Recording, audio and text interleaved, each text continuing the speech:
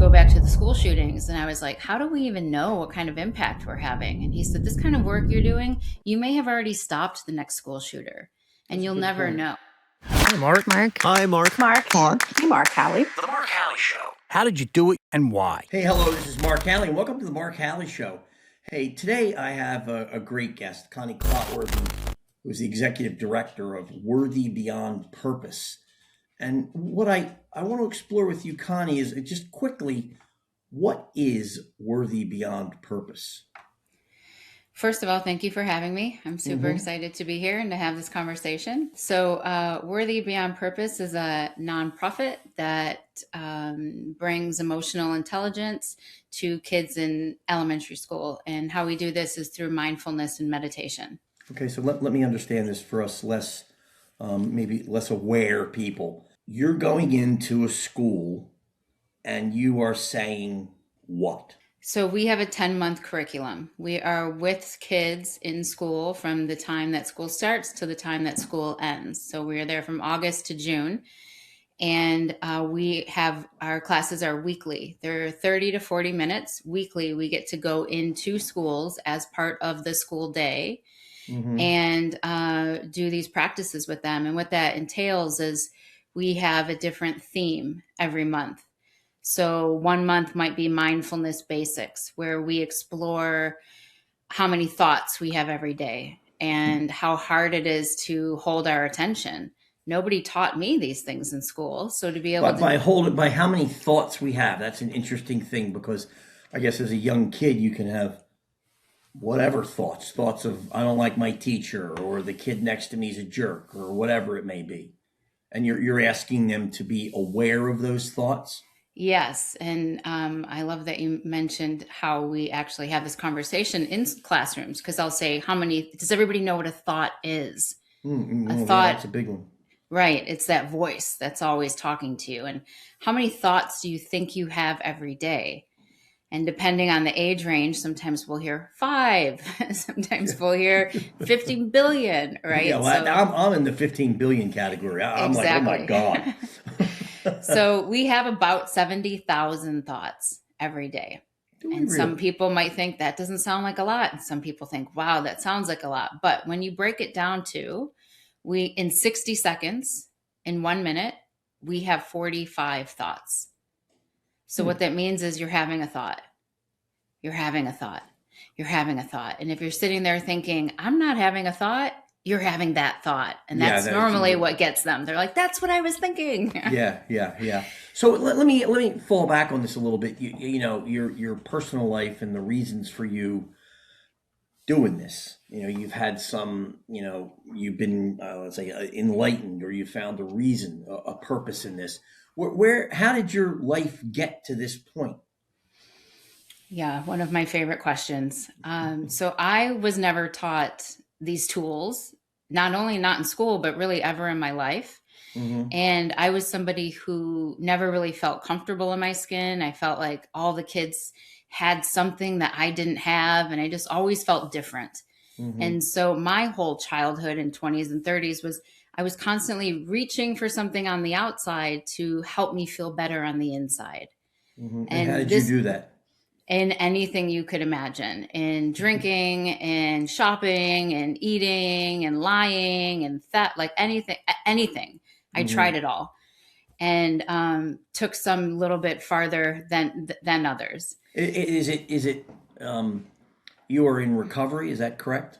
I am in recovery. Yes. Okay. And did your lifestyle prior to this, that inspire you to do this? Did you, if I understand correctly, you reached some element of a bottom per se. And can you tell us a little bit about that? Yeah, reached many bottoms per se, as you would say it. And it just got to the point where I couldn't do it anymore. And so somebody introduced me to a 12-step program. And, I had tried to get sober for years. I had tried the yoga studios, I did meditation training. I did all of the things, even those things, to try to make me feel better. And I couldn't get this thing that people in recovery had. Yeah. And so it wasn't until somebody actually sat me down and took the time to properly teach me to meditate. And what that was for me, because I was a meditator, I had taken meditation classes prior. And what meditation Meditation is really good when you're high. I mean, it's you wonderful. can transcend. You're just in a constant state of transcendental. You don't know it. You're just floating around, But Yes. So much like me, you bottom out, Mm-hmm. and I guess I think we share that one thing in common is you hit a point in your life where you realize it's almost life or death. I'm going a direction that is going to be just horrible, and I can't live with myself. And at that point, you found a program, a 12-step program. I understand that gave you comfort. Yep, absolutely. And I still struggled. I didn't just enter this 12-step program and get sober, right? There was still this process and how to stop feeling the way I was feeling. Yeah, that's the whole game. Right. And so when you take the drugs and alcohol away, you're just left empty. So you have to fill that with something. And so what we do in the 12-step program is we fill that with the 12 steps. Sure. And we fill that with spirituality, and we fill that with purpose. Yes. And I didn't have any of those things when I came into the program. Nor I. And so it wasn't until somebody actually sat me down and really took the time to teach me to meditate. And what I realized, because I had been meditating for years, Mark, what I realized is what meditation used to be for me was setting a timer for 20 minutes, sitting down, closing my eyes, and thinking about myself. Yeah. Right? Yeah. Did I send the email? What am I going to for lunch? Who else are you going to think about? Right, exactly. Exactly. And then the timer would go off and meditation check, checking these things off the list, but not actually doing them. Yeah. And so when somebody took the time and really taught me how to focus on my breath, breathe in, breathe out, and then all these thoughts come.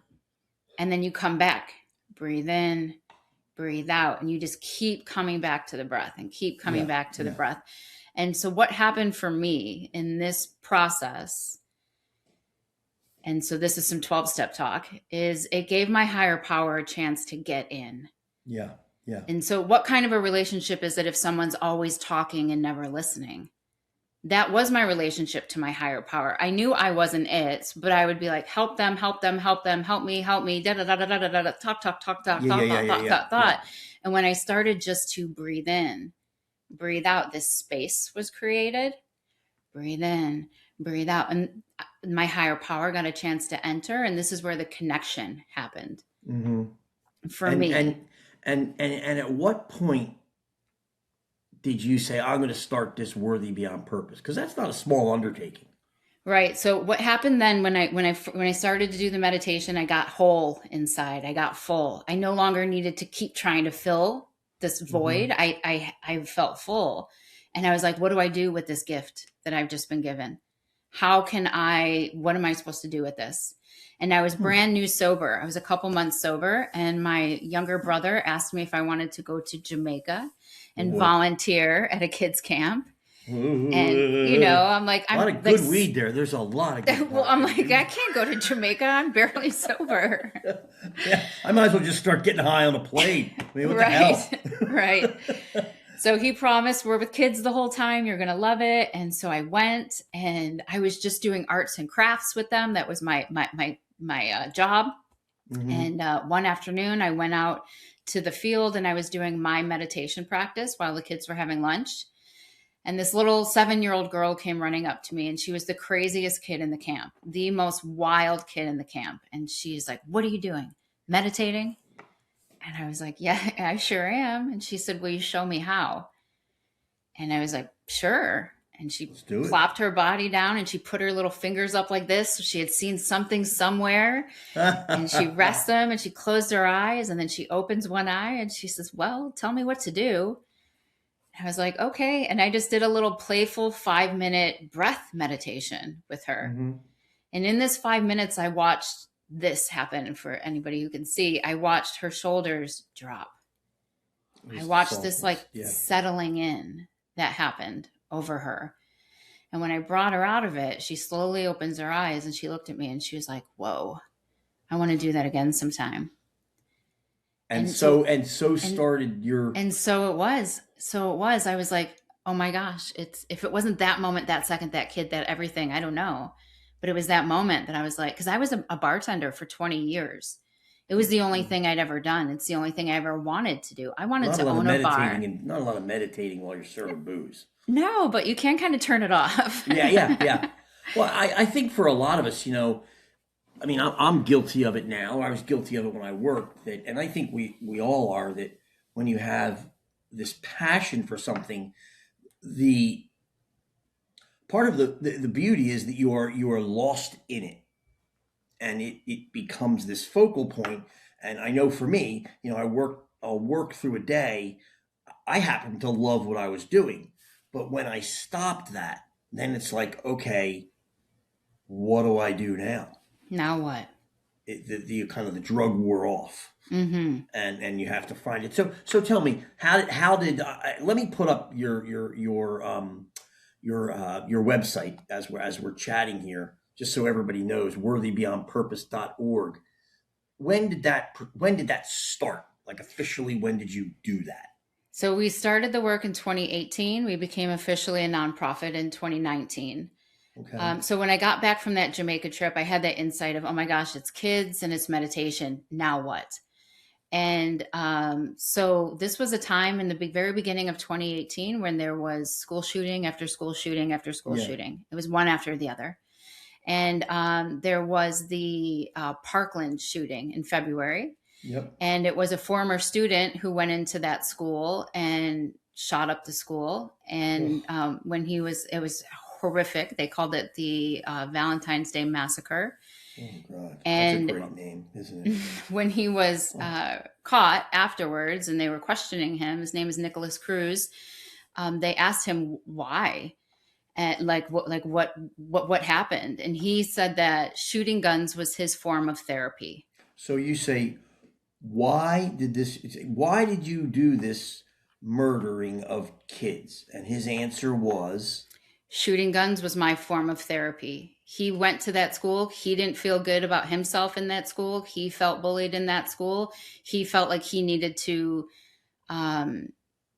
get them back, I suppose. Mm-hmm. And shooting guns was his form of therapy, which brought me back to, I never felt comfortable in my skin. I reached for everything on the outside to fix the inside. Luckily, I didn't have access to firearms, not that it would have went that way.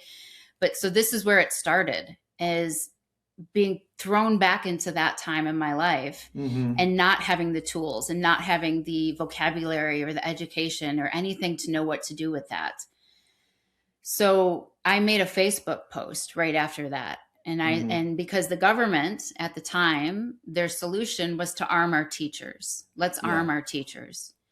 And so the Facebook post I made was, let's not arm our teachers. Let's arm our students with the tools they need to manage their emotions. Who's with me? And that was kind of the spark that birthed Worthy Beyond Purpose. A bunch of people wrote back. There was a few of us in the beginning where we would meet every week. And it was everybody who was kind of going through their own mindfulness practice. Again, I was getting more and more into meditation because my whole life was changing. Mm-hmm. And other mindfulness practices. And I met other people who were doing the same kind of work. And we met and we said, let's go into any place that would take us for free. We were volunteer for quite some time. Mm-hmm. And we went into Boys and Girls Clubs and YMCA and a place called Home, which is a youth group in South Central here in Los Angeles. And let me ask you this. Mm-hmm. A Facebook post by you triggered people to acknowledge that there was a need for mindfulness within children, or a way to get away from some form of harming people as a response. Is that fair to say?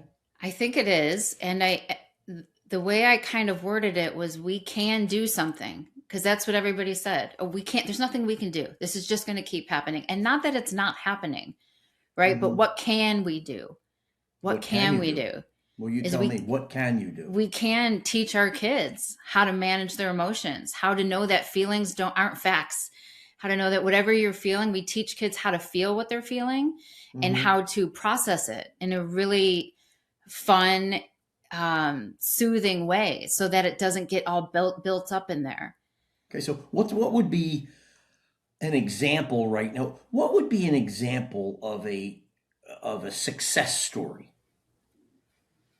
So again, all of that birthed in 2018, 2019. In 2019, we went into our first school. We all still volunteer basis. And so I was teaching the third grade and watching our program in school in action, and it was amazing. And then comes 2020, the pandemic, everything shut down. Yeah. And so what we did is we went online. Everything shut down on Friday. We went online on Monday. Worthy Beyond Purpose was online on Monday with 2 classes a day.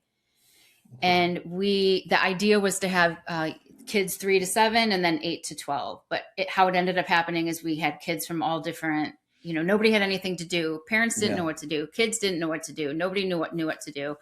Our classes were packed with kids from all over the country because that one school gave our information to everybody. And so you're giving it to your sister, who's giving it to the neighbor, who's giving it to somebody, because nobody knew what to do. Yeah. So our classes were full with kids and families, parents, brothers, sisters, everybody sitting in. Wow. And so this is when I actually started to see impacts like this. Yeah. And instead of just once a week, I was seeing these kids sometimes twice a day, every day for 5 days. When you started, it was just you? Yes. That's a lot to do. Yes. You mean like on the Zoom and in school? Yeah. Just a lot of work, a lot of mental energy you had to put into it. Yes, When did it start to, let's say, blossom as to the need for a larger organization or more support around you? So right when COVID ended, not everybody, but a lot of people knew about us, and there was a big need for this to be in school at this point. So we were invited into 7 different schools at that time to do the work. So this is when a big growth spurt happened, where I had to find first of all, there were 4 of us in the beginning, the 4 that were meeting every week. And then during pandemic, I had somebody else that was teaching with me as well. Okay. But then after, when we went into schools, there was a big hiring that had to happen. I brought on, I think 3 teachers to start. We were in 7 different schools. Wow. And we started to learn as we went, it all happened as a birth. Like everything, I found in life, one thing you learn is whatever you do first is going to change. Yeah. Whenever being a sales guy, when you watch younger ones develop, all you can say is, just go do it, and follow what your heart says, and you'll probably be a little bit wrong. But you're chasing something that hopefully you have a passion for.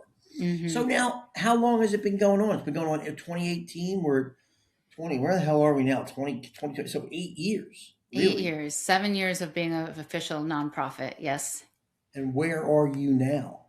We are located in Los Angeles. At this point, we've had some schools that have fallen off, some new schools that have come. Things have changed. Right now, at this moment, we are in 8 different LAU.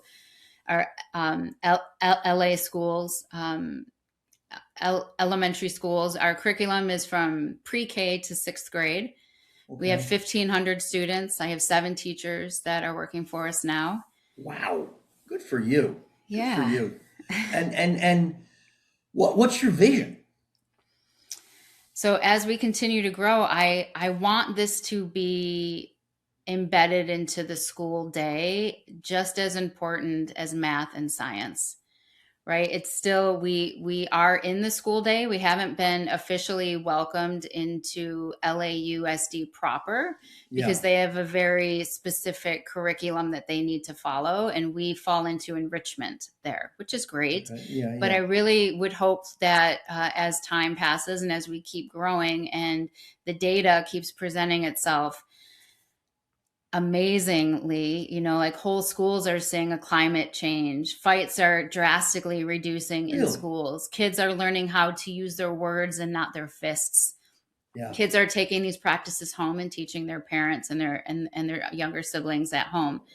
And so I like to get in fights when I was young. On outside Philadelphia, why not? You get in an argument, you punch the guy. What the hell? I mean, that was a healthy way to go along, and you ended up, for me, yeah. So I ended up in rehab at 25, a real healthy place to go. Right. Yeah. That's But kind you of, know, in time, I think I think in through recovery, and for me, building a family and watching five little girls grow up, you can't avoid, you know, sort of the beauty of it. Can you stop for a minute and go, you know, and breathe outside of it? And I have done meditation, not to the extent I do it and then I stop doing it, you know, but I have done it at times for like 10-minute periods every day for like 6 months. And it got me through a period of high anxiety and depression. You know, I experienced a lot of that through my recovery. Not a lot, but periods of my recovery where I was depressed and anxious. You know, and when you get to that, you start reaching out. You just start mhm. grabbing solutions. And thankfully, a therapist of mine said, "Let's start meditating." And I did it. I got an 8-minute meditation book. And I remember the guy saying, the thing was, "You mean to tell me you can't give me 8 minutes a day for your mental health?" And the reality is, on some days, I just didn't have time. I Mhm. didn't have time. Too busy. Too busy. 8 minutes. And so that's what you're trying to get across, I guess, in Worthy Beyond Purpose, to these Yes. children and to these schools. One of my favorite lessons to teach is really simple. If you ever want to change the way you're feeling, change the way you're breathing. Hmm. It's that simple. If you're having panic, you're probably slow it down. If you're crying uncontrollably, it's all happening through the mouth. Change it to the nose. So what are the words you use for your, pardon me, I'm going to get this right because I want to get it properly phrased and we can edit this down. What did you just say? I say when you have a feeling, you do, go ahead, the breathing thing. If you ever want to change the way you're feeling, change the way you're breathing. I like that. I It like is that. that simple. It is that Uh-huh. simple. I didn't learn that. I didn't learn that until I was like 40. Yeah, And when no, I no, get no. to teach an 8-year-old that can Yeah. change everything. Yeah. Are you having more success in the uh, private environment or the charter school environment, or is it through the public school? I mean, it would strike me that the the more, you know, not tied into the public school system may be a better place to go for you. Or is that fair to say? We have found the most success in charter schools because they Yeah. have a little bit more leeway on what they teach and how their curriculum works. Yeah. So in the charter schools, we get to be part of the school day. Yeah. It's a 40-minute class embedded in the school day. When we go into public schools, it's more of an after school activity. Yeah. It's more of an Yeah. enrichment. Yes. Yeah. That's a little bit of a shame that our that's a huge issue. You know, our public school systems and introducing things into it. And while the charter schools are doing it, there's not as good. You know, some people just can't afford to do it, or culturally, they're just not. They're not educated. They don't know. I Mm-hmm. had a fellow on the show here by the name of Tommy Schultz, and he is just a charter school maniac. That's his life. He's committed to it, and very, very, very strong position as to the benefit. And I think for things like you're doing, but on the flip side, that leaves a lot of people out. And how do you see yourself getting into the public school system? Well, again, I would like to. I want this to become like in legislation, right? Yeah. I want it to be brought to. I want it to be a part of the school day for everybody, and Hmm. we kind of are taking those steps. And as the data starts to, as we keep collecting the data, and it speaks for itself, it's going to come to a point of it can't be denied. Yeah. Hopefully it doesn't take another pandemic for people to actually see how needed this is. Hmm. Because after pandemic is when people were like, oh my gosh, we absolutely need this. Our kids absolutely need this. Hmm. And now it's kind of, we've had some space between that. So there's, um, the blocks are coming back up. So the pandemic was a huge trigger for the success of Worthy Beyond Purpose? That was definitely a boom. That was a boom for us for sure. Because of all the struggles at home alone and how Yeah, the kids kids being handle it. alone for 2 years and not being with each other and forgetting how to be socially together. Yeah, yeah, yeah. And also not to mention all the crazy thoughts you're having sitting around your house with, I saw it with my one daughter, like now she's sitting in her room doing her algebra test. Is she really there? Right. And where is she if she's not there? And well, that's a question for, I don't know. Some of it. You have daughters, sometimes I don't know if I want to know. Especially when, well, whatever. I'm not trying to be a military guy. I'm not trying to be a general around the house. That's not going to help you. Well, listen, the question that we ask here is, how did you do it and why? So I think we've looked into the how did you do it, but at a deeper level, why are you doing it? What do you think is you that made you want to do this? Yeah, great question. I did also want to touch on what do I see happening in the future, and because we're just LA based at this moment, and I have a lot of people from different states that are like, how can I get this for my kids, and how can we bring this to my kids' school? So we are developing an online program right now where teachers that are already in schools can learn how to bring mindfulness into their classroom. And if anybody's interested in teaching the Worthy Beyond Purpose 10-month curriculum, there's a level 1 training for that. And then level 2, we do together online. So we are creating these avenues so that it can spread past LA as well. So if anybody's ever interested in that, you can reach out to our website and connect there. So you you will train people Exactly. and then they would then become advocates and somebody who are also working with children to provide this. Yes, absolutely.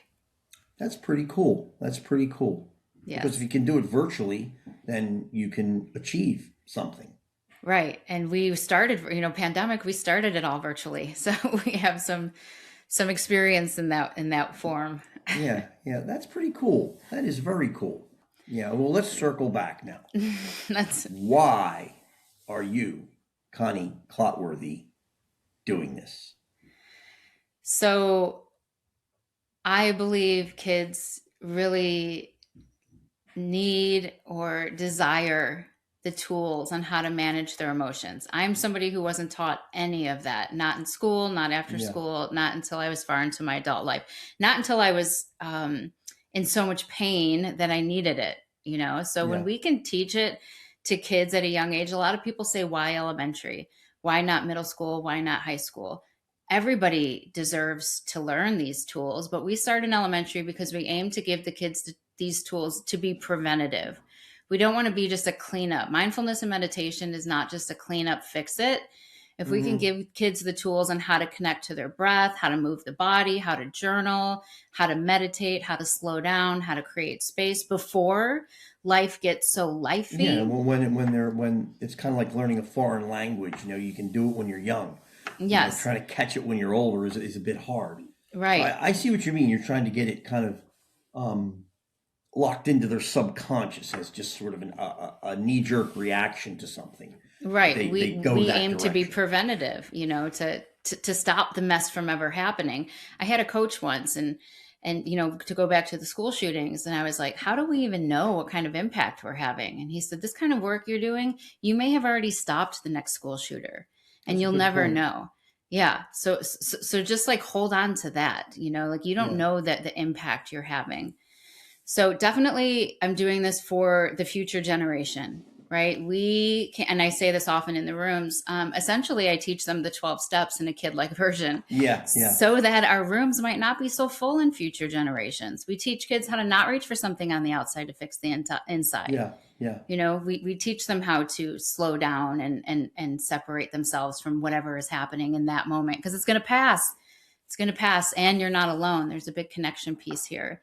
So that's why I'm doing it. And also to offer for adults, I hold a weekly meditation on Zoom, and it's free for any adult who might want to just check it out. If you're looking to join a meditation group, if you've never done it before, if you just want to check it out, you don't even have to turn your camera on.